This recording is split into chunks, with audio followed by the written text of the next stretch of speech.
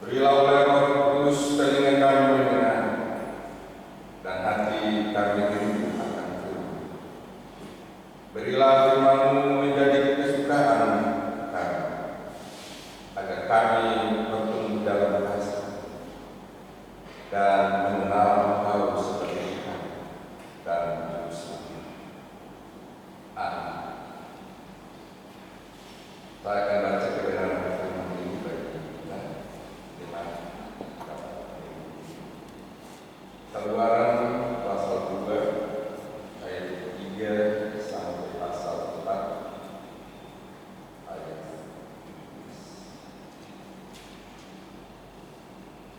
11. Musa diutus Tuhan.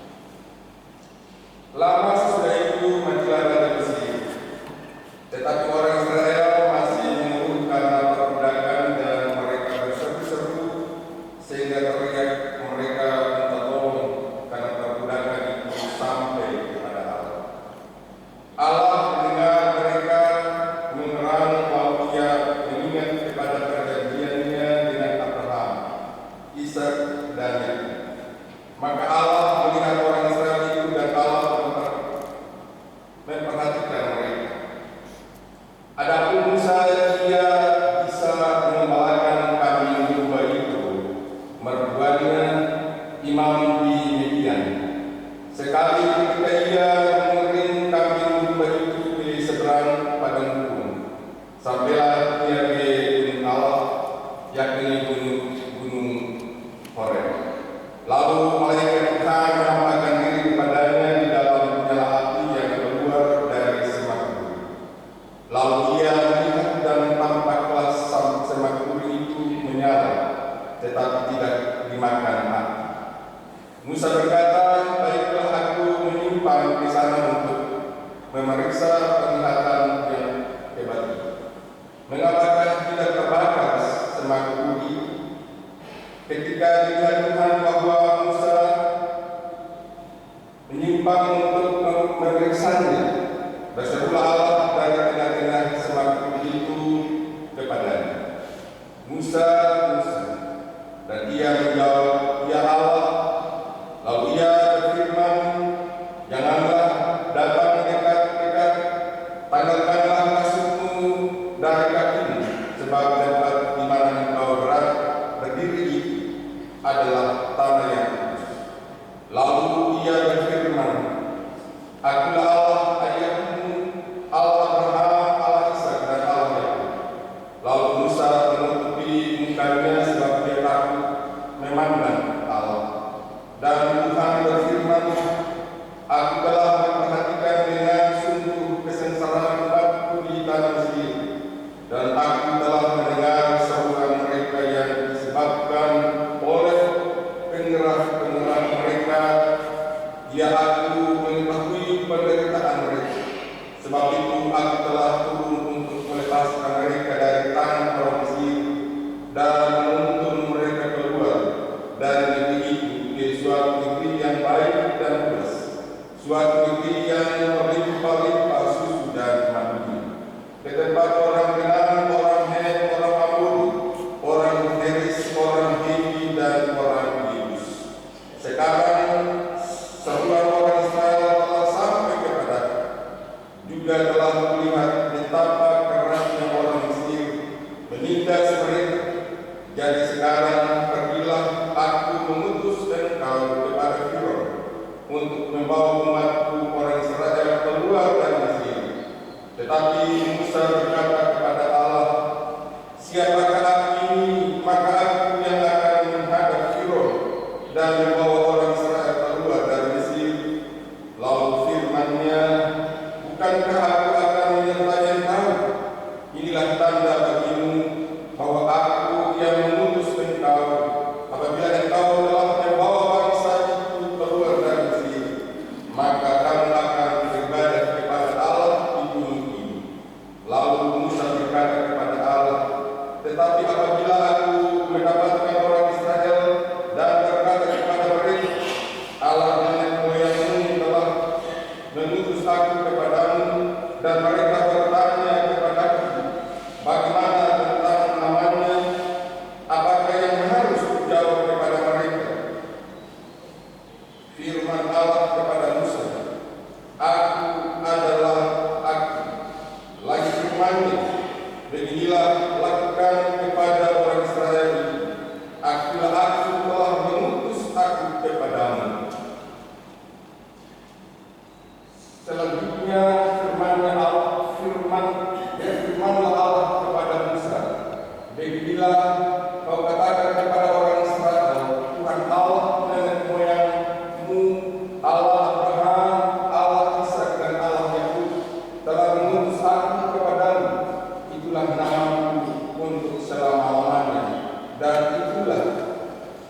sebutanku turun-temurun. Pergilah, kumpulkanlah para tua-tua Israel dan katakanlah kepada mereka, Tuhan Allah nenek moyangmu Allah Abraham, Ishak dan Yakub telah menampakkan diri kepadaku serta berfirman, Aku sudah memindahkan kamu juga apa yang dilakukan kepadamu di Mesir. Jadi aku telah berfirman, aku akan menuntun kamu keluar dari kesengsaraan di Mesir menuju ke negeri orang Kanaan, orang Het, orang Amori, orang Feris, orang Lewi dan orang Yebus, ke suatu negeri yang berlimpah-limpah susu dan madunya. Dan bila mana mereka mendengarkan perkataanmu, maka engkau harus berserta para tua-tua Israel pergi kepada Raja Mesir, dan kamu harus berkata kepadanya, Tuhan Allah orang Ibrani telah menemui kami. Oleh sebab itu, izinkanlah kerana kami pergi kepada gurun 3 hari perjalanan jauhnya untuk mempersembahkan korban kepada Tuhan Allah kami. Tetapi aku tahu bahwa Raja Mesir tidak akan membiarkan kamu pergi kecuali dipaksa oleh tangan yang kuat. Tetapi aku akan mengacungkan tanganku dan menghukum Mesir dengan segala perbuatan yang ajaib yang akan dilakukan di tengah-tengahnya. Sesudah itu dia akan membiarkan kamu pergi, dan aku akan membuat orang Mesir bermurah hati terhadap bangsa ini, sehingga apabila ia kamu pergi, kamu tidak pergi dengan tangan hampa, tetapi tiap-tiap perempuan harus meminta dari tetangganya dan dari perempuan yang tinggal di rumahnya barang-barang perak dan emas dan kain-kain yang akan kamu kenakan kepada anak-anakmu laki-laki dan perempuan. Demikianlah kamu akan merampasi orang Mesir itu. Lalu sahut Musa, bagaimana jika mereka tidak percaya kepadaku dan tidak mendengarkan perkataanku, melainkan berkata, Tuhan tidak menampakkan diri kepadamu. Tuhan berfirman kepadamu, apakah yang di tanganmu itu? Jawab Musa, tongkat. Firman Tuhan, lemparkanlah itu ke tanah. Dan ketika dilemparkannya ke tanah, maka tongkat itu menjadi ular, sehingga Musa lari meninggalkannya. Tetapi firman Tuhan kepada Musa, ulurkanlah tanganmu dan peganglah ekornya. Musa mengeluarkan tangannya, ditangkapnya ular, lalu menjadi tongkat di tangannya, supaya mereka percaya bahwa Tuhan Allah nenek moyang mereka, Allah Abraham, Allah Ishak dan Allah Yakub telah menampakkan diri kepadanya. Lagi pula firman Tuhan kepadanya, masukkanlah tanganmu ke dalam bajumu. Dimasukkannya tangannya ke dalam bajunya, dan setelah ditariknya keluar, maka tangannya kena kusta putih seperti salju. Sesudah itu firman-Nya, masukkanlah tanganmu kembali ke dalam bajunya. Musa memasukkan tangannya kembali ke dalam bajunya, dan setelah ditariknya keluar, maka tangan itu pulih kembali seperti seluruh badannya. Jika mereka tidak percaya kepadamu dan tidak mengindahkan tanda mujizat yang pertama, maka mereka akan percaya kepada tanda mujizat yang kedua. Dan jika mereka tidak juga percaya kepada kedua tanda mujizat ini dan tidak mendengarkan perkataanmu, maka engkau harus mengambil air dari sungai Nil dan harus kau curahkan kuletakkan di tanah yang kering, lalu air yang kuambil itu akan menjadi darah di tanah yang kering itu. Lalu kata Musa kepada Tuhan, Tuhan, aku ini tidak pandai bicara, dahulu pun tidak, dan sejak Engkau berfirman kepada hamba-Mu pun tidak, sebab aku berat mulut dan berat lidah. Tetapi Tuhan berfirman kepadanya, siapakah yang membuat lidah manusia? Siapakah yang membuat orang bisu atau tuli, membuat orang melihat atau buta? Bukankah aku yakin Tuhan? Oleh sebab itu, pergilah, aku akan menyertai lidahmu dan mengajar engkau apa yang harus kau katakan.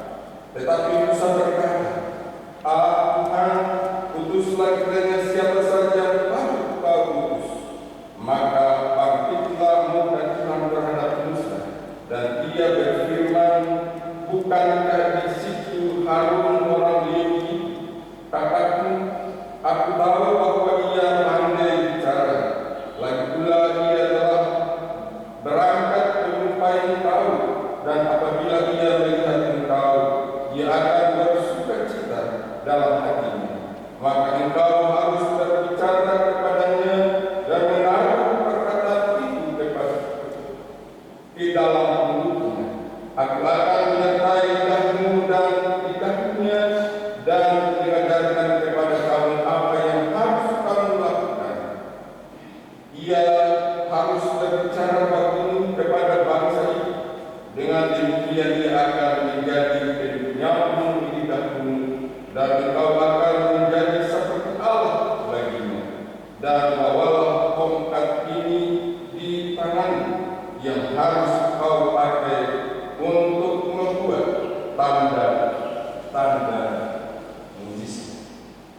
Demikian kebenaran firman Tuhan, dan dikatakan kepada kita, dan sukacita bagi setiap kita yang membaca, mendengar, dan mau melakukan.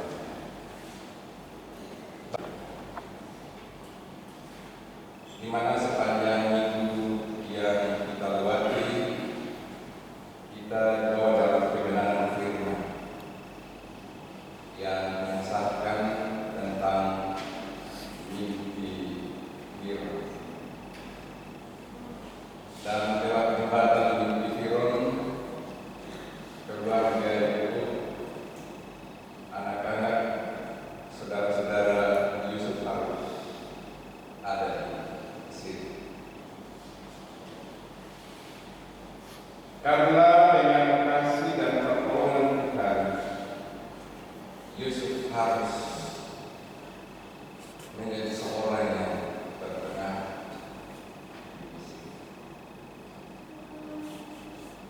Dan Bapak Ibu saudara-saudara, kemarin pembacaan kita juga cukup panjang. Dan minggu ini juga kita ada pembacaan juga yang cukup panjang. Dan minggu ini kita ada dalam sebuah kisah kebenaran firman Tuhan, bagaimana umat pilihan Allah ada di tanah Mesir. Dan dalam perkembangan kepemimpinan Yusuf,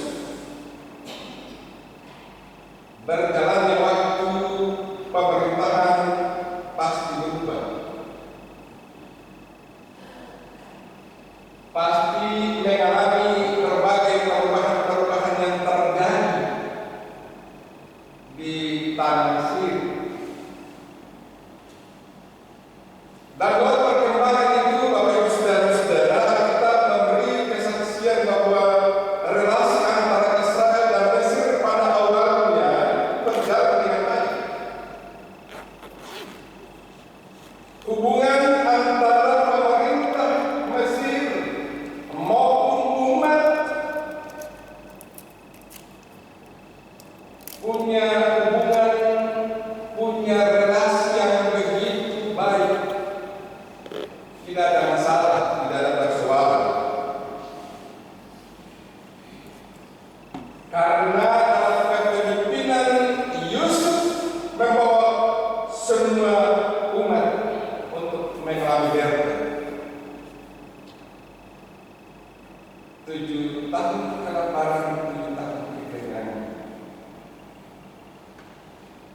Dan dalam itulah maka keluarga ini, Yakub, anak-anaknya harus ada di Mesir.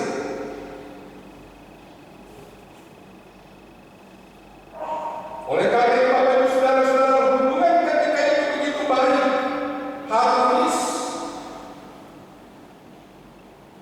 tidak ada persoalan, tidak ada masalah.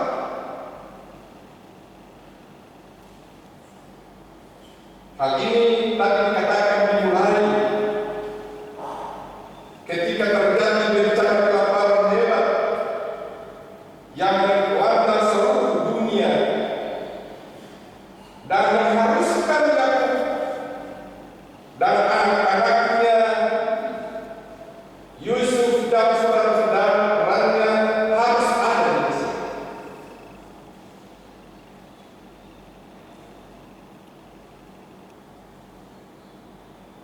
Dan Bapak Ibu Saudara-saudara, melalui Yusuf,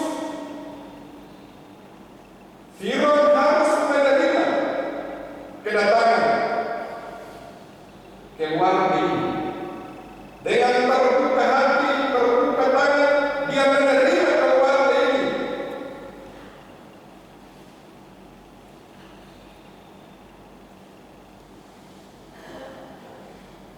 Dan dia berkata bahwa tanah ini terbuka bagi mereka.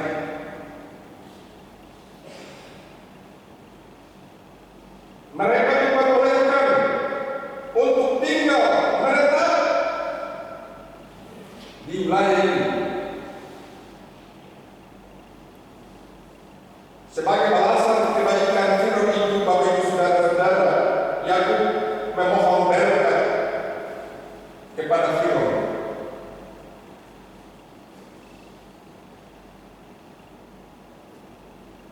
Dan Bapak Ibu Saudara-saudara, semasa Yusuf masih hidup dan menjadi orang kepercayaan Firaun, orang Israel itu hidup dengan nyaman dan tenang, hidup aman-aman, hidup dalam sebuah kedamaian, dan itu cukup lama.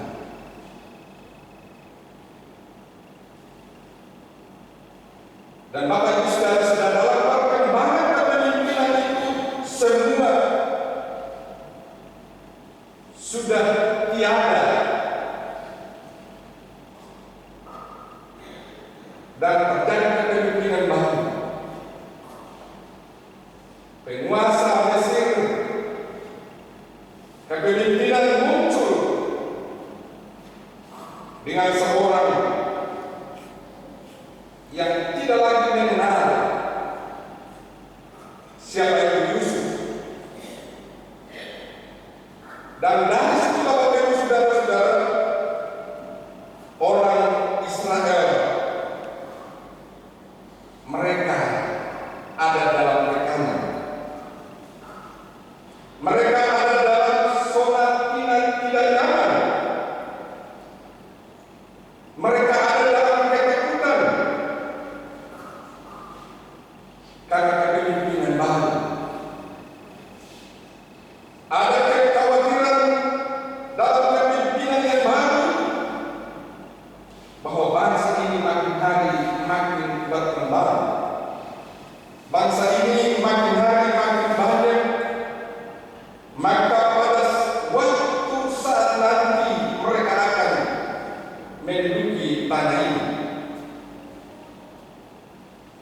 Oleh karena itu, Bapak Ibu Saudara-saudara, karena kekhawatiran itulah, maka pemerintah menetapkan sebuah peraturan mengenai sebuah penindasan.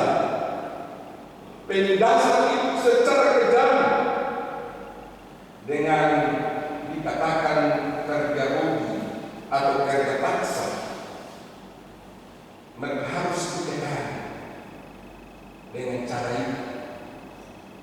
Tidak ada cara lain, tetapi cuma hanya cara mereka harus bekerja keras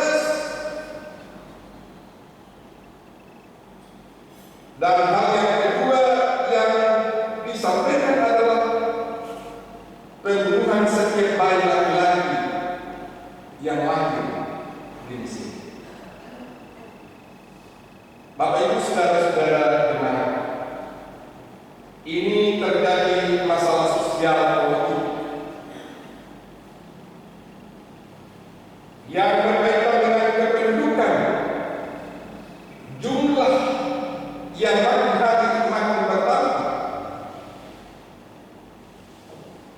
Ini sebuah permasalahan tentang bangsa asing yang berkembang besar dan berhasil di negeri orang, yaitu di Mesir.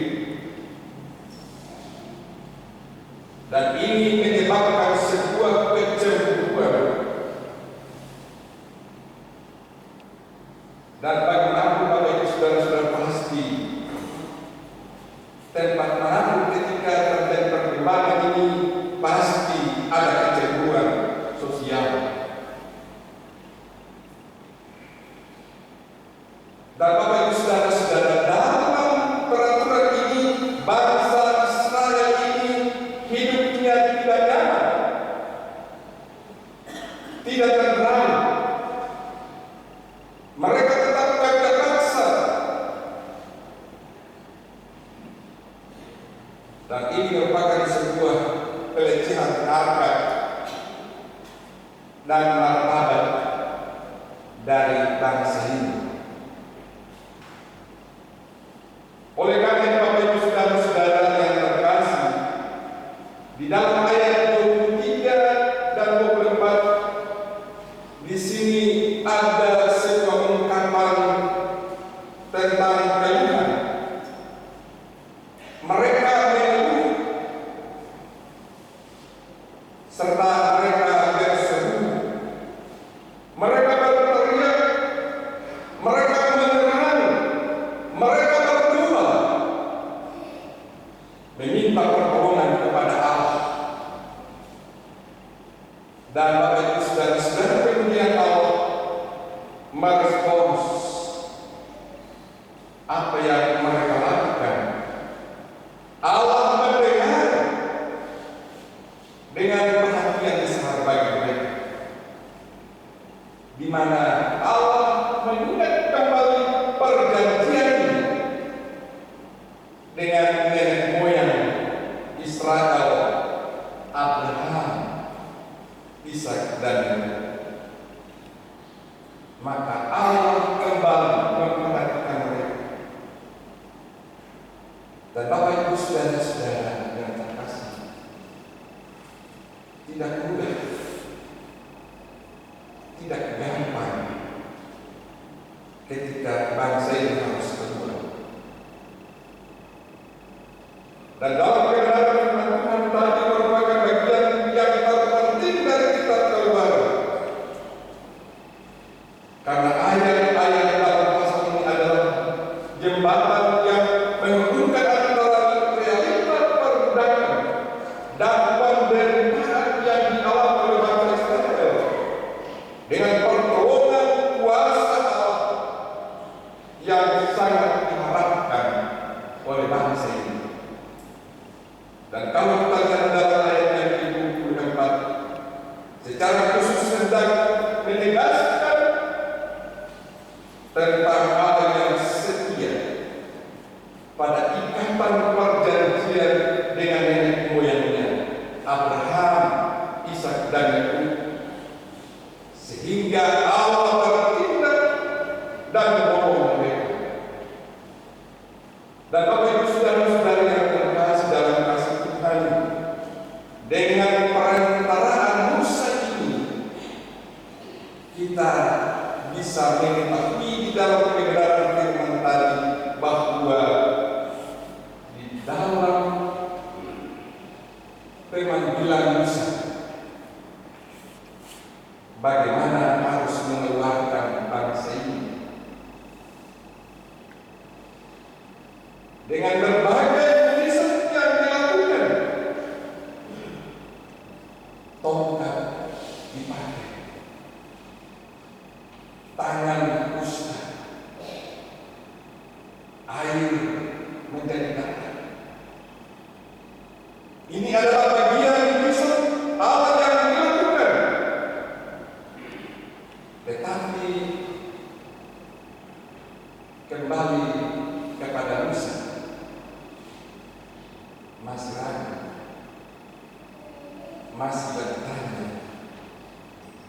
masih khawatir apa bisa atau tidak. Berbagai dalih, berbagai alasan yang dikatakan oleh Musa. Karena itu di dalamnya alam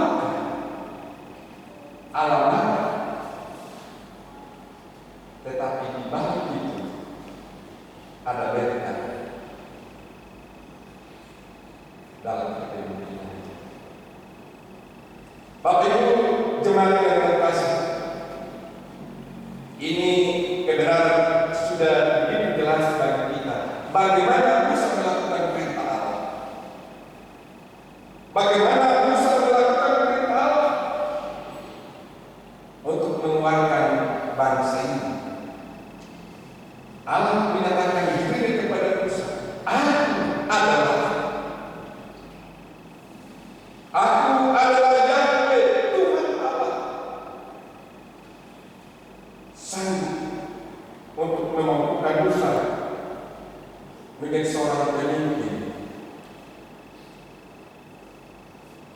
Dan ini membawa sebuah kenyataan yang luar biasa yang Allah buat.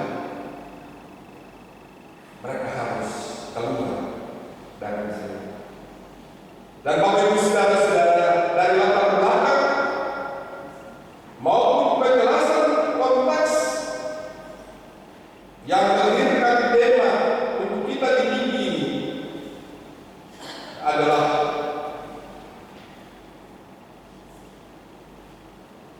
pendidikan Musa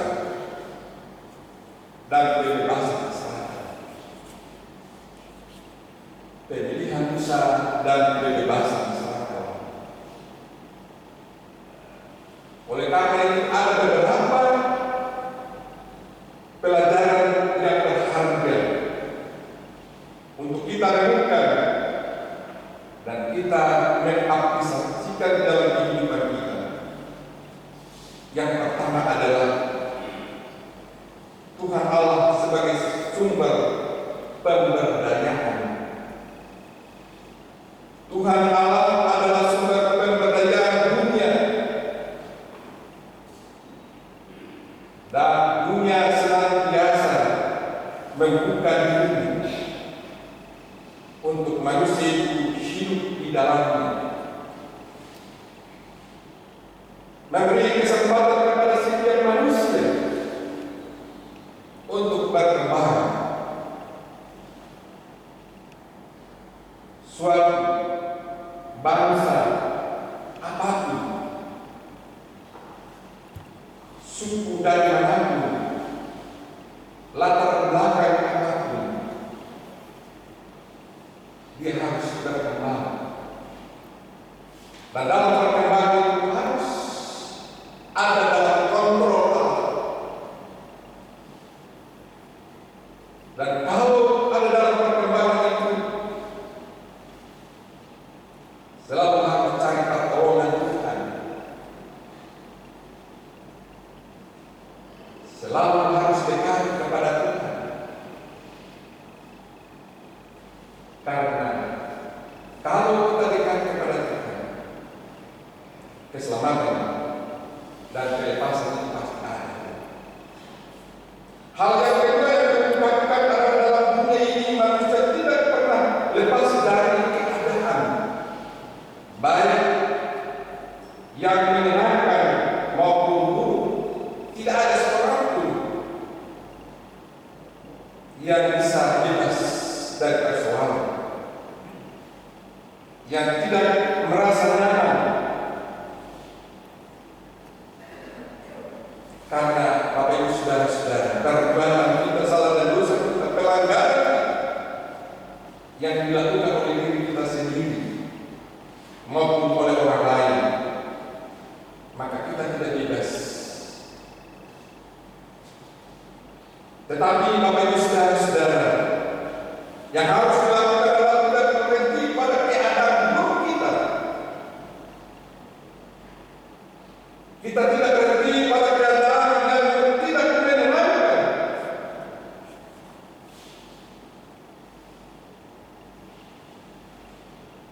seperti ketidakadilan, terjadi pelanggaran HAM, terjadi masalah sosial politik, terjadi masalah lingkungan hidup, dan bagi persoalan. Kita tidak perlu bertahan dan mempertahankan itu, melainkan dengan datang kepada Tuhan sebagai sumber hidup, pemberdayaan untuk kita bermohon pertolongan dan keselamatan dalam perjalanan setiap hidup kita. Biarlah Bapak Ibu saudara-saudara kita ada dalam kesaksian iman, karena dalam kebenaran ini Israel merupakan bagian contoh dalam pengalaman hidup iman mereka bagi orang-orang percaya, termasuk kita, gereja ini. Dan hal yang ketiga yang disampaikan, ketika Tuhan Allah memanggil dan mengutus kita, marilah kita mau bersedia mengikuti panggilan. Karena hal yang akan memampukan dan memperdayakan kita, janganlah mengikat diri kita dengan kualifikasi atau syarat-syarat tertentu yang sebenarnya Tuhan Allah tidak diminta, karena Ia mengenal siapakah kita. Seperti halnya Musa, ketika memang tidak mampu, namun karena pernyataan dari Allah yang dapat memampukan dia dan dapat memberdayakan dia untuk melakukan itu. Janganlah kita keras kepala, janganlah selalu kita menolak sesuatu, jangan kita menolak, jangan kita berdalih dengan berbagai alasan ketika Allah memanggil kita. Jangan. Tetapi kita harus ada dan dengar apa yang Tuhan mau lakukan. Oleh karena itu, Bapak Ibu saudara-saudara terkasih, Musa adalah bagian contoh bagaimana Allah memanggil dia, walaupun dalam berbagai alasan, tapi Allah bertekad untuk memanggil dia. Kita sebagai umat yang percaya, orang-orang yang diselamatkan, yang ditebus, adalah bagian orang-orang yang dipanggil Tuhan untuk bagaimana kita ada dalam setiap keberadaan kita, lingkungan tempat kerja kita, untuk menjadi saksi, menyatakan kebenaran bagi setiap kita